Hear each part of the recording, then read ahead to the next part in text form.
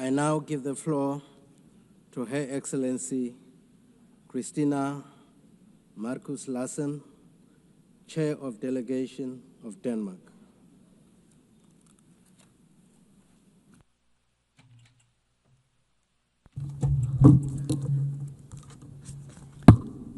Thank you, Mr. President. Mr. President, distinguished delegates, friends, and colleagues. 80 years ago, representatives from around the globe came together to establish the United Nations. My country, Denmark, was part of that historic moment. But many other nations were not given that opportunity. In 1945, the world was still a world of empires, of colonies and dependent territories that were not free to choose their own political destiny. The establishment of the United Nations did not change that overnight. Yet, it set the world on a course toward a radically different order. An order based on the equal rights and self-determination of peoples and of nations, large and small, a rules-based international order. As this order grew into being, the world saw tremendous progress. More than 1 billion people were lifted out of poverty, standards of living and life expectancies rose, a network of economic, political, social, and cultural relations across the globe were formed. It even seemed that wars between states were becoming a thing of the past.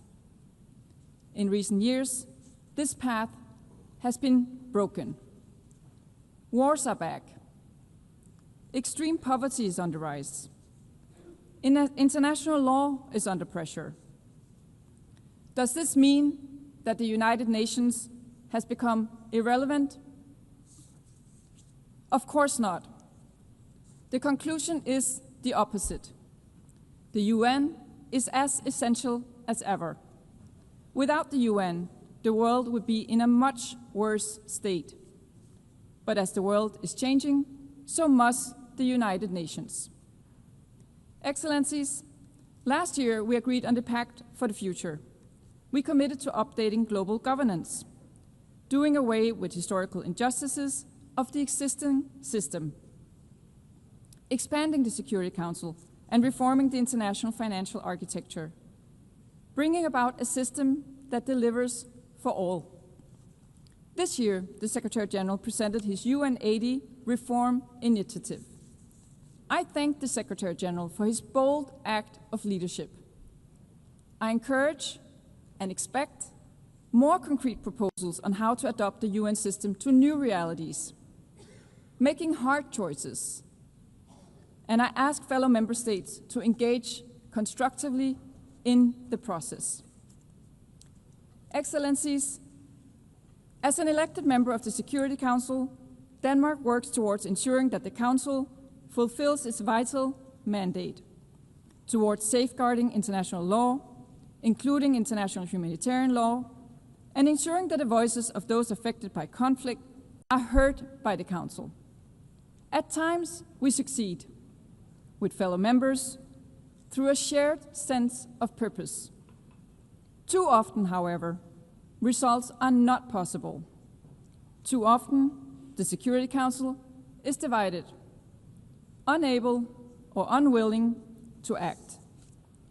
The costs of inactions are felt around the world, from the raging war in Sudan to the erasure of women's rights in Afghanistan, from the spiraling gang violence in Haiti to the crisis in Myanmar, to the instability across the Sahel, not to mention the horrible situation in Gaza. Almost 2 years have passed since the horrific terrorist attack by Hamas on October 7, 2023, an attack that tore through Israeli families and left the nation wounded to its core. Denmark has repeatedly and consistently condemned the attack and called for the immediate release of all hostages. We've also said from day one that Israel has a right to self-defense. But what is going on in Gaza right now has nothing to do with self-defense. A man-made famine is spreading. Thousands of civilians are being killed. The humanitarian catastrophe is of unbearable scale. It must be brought to an end immediately. Israel must comply with international law, including international humanitarian law. The war in Gaza needs to stop.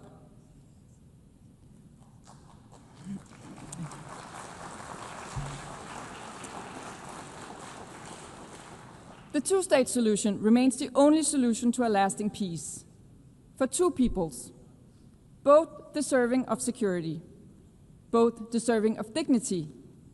The high-level conference on the two-state solution last Monday clearly demonstrated that the momentum is growing, that we are witnessing a renewed energy and enthusiasm for peace based on the two-state solution, a solution that Denmark is prepared to build on.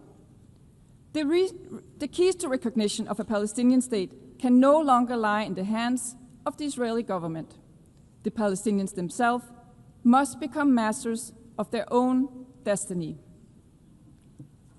Excellencies, in Ukraine, Russia's horrific and illegal war of choice continues. A war that could end tomorrow if only Russia wanted to. If only Russia would withdraw to its own territory and refrain from trying to alter international borders by force. Russia's blatant violation of the UN Charter is felt most intensely in Ukraine and in Europe. Yet, its political and economic repercussions are felt across the world, from the disruption of supply chains to global inflation, costs that are borne primarily by developing countries, far away from the European battlefield of Russian creation. From the outset, Denmark has stood by Ukraine, politically, economically, militarily, and let there be no doubt, Denmark will continue to support Ukraine for as long as it takes. We must support Ukraine's military as it fights to protect its people, its territory, and its freedom. This is exactly what Denmark is doing through a range of initiatives. We call on others to step up and do the same. Because Ukraine is not just fighting for its own existence. It is fighting to defend the very principle that define the UN-based world order: territorial integrity, national sovereignty, and the right to political independence. Let us never forget that Russia is the aggressor. Russia's repeated violations of European airspace with aircrafts and drones underline Russia's insistence on staying on a path of war. So, colleagues, I ask you, are these the actions of a country generally committed to peace? Excellencies, our collective inability to halt the killings, suffering, and injustices in Gaza, Ukraine, Sudan, and beyond must not prompt us to submit to a world ruled by brute force. On the contrary, it must inspire us to work harder, to sustain the instruments and mechanisms we have built over the last 80 years. To Denmark, this includes maintaining our firm support for the International Court of Justice and the International Criminal Court as core international justice institutions. We do believe that this is paramount. It also includes maintaining our firm support for the Sustainable Development Goals. With only 5 years to 2030, we are still far from reaching those goals, and the financing gap is widening. For 45 years, Denmark has delivered on the UN target of 0.7% in official development assistance. We call on other fellow member states to join us, not as an act of altruism, but as a long-term investment in our shared future.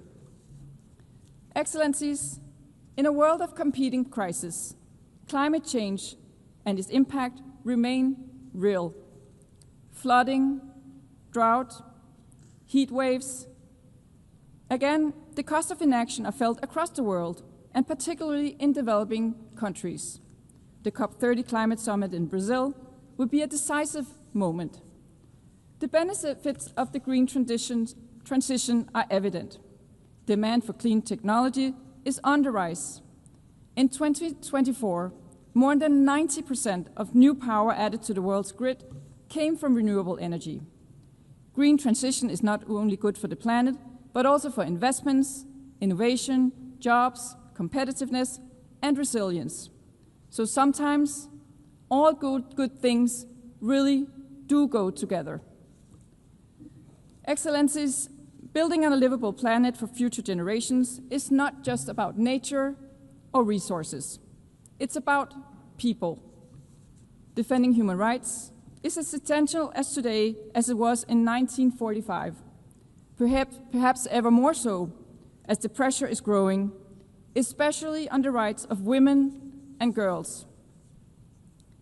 To Denmark, it is evident that gender equality is not only the right thing to do, it is the smart thing to do. That is also why Denmark, as we look to the upcoming process of selecting a new Secretary General for the United Nations, is encouraging member states to put forward qualified female candidates. After 80 years, it is high time for a woman to be at the helm of this organization.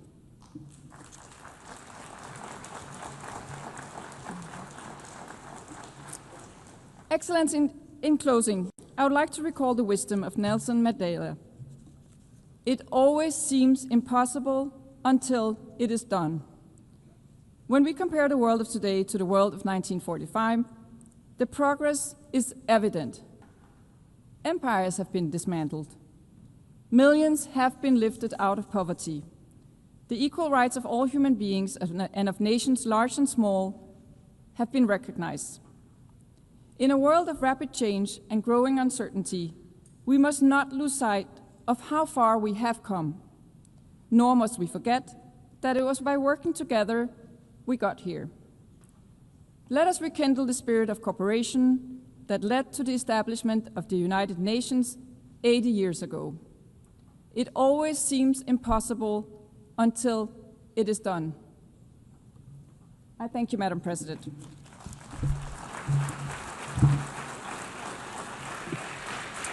I thank the chair of the delegation of Denmark. I now give the floor to His Excellency Marc Hermanie Nadudu Araba, chair of the delegation of Benin.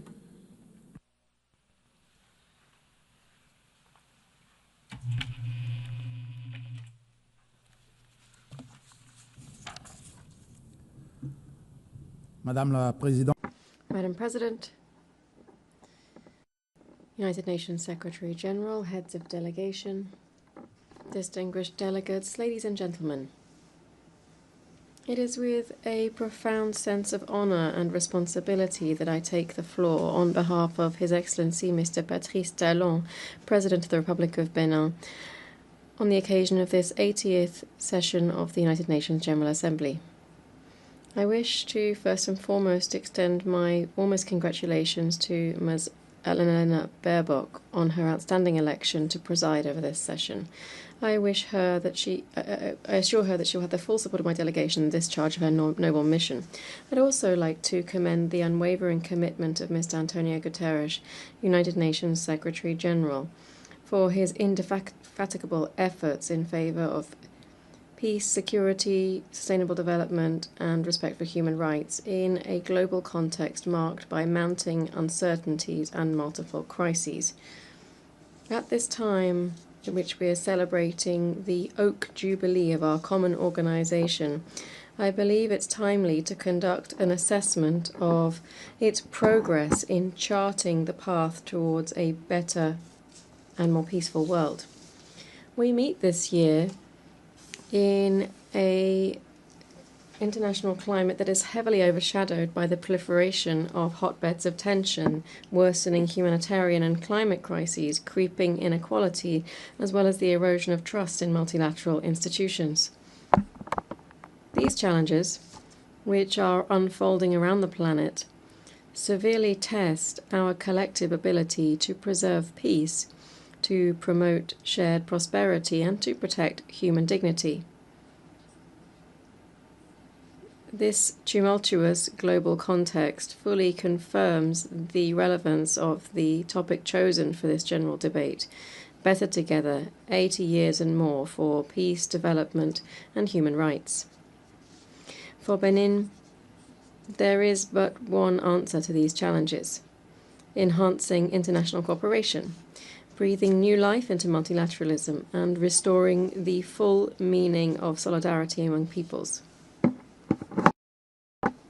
Madam President, we stand today at a critical juncture in contemporary history.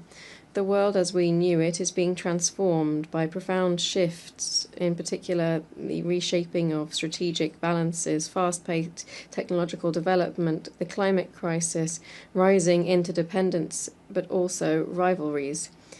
These are not merely cyclical adjustments, rather they augur a new global geopolitical order. We are witnessing a gradual shift towards a multipolar world. New powers are emerging, asserting their voice in international affairs, while strategic alliances are being redrawn. This dynamic provides opportunity for rebalancing, but also carries with it risks of fragmentation.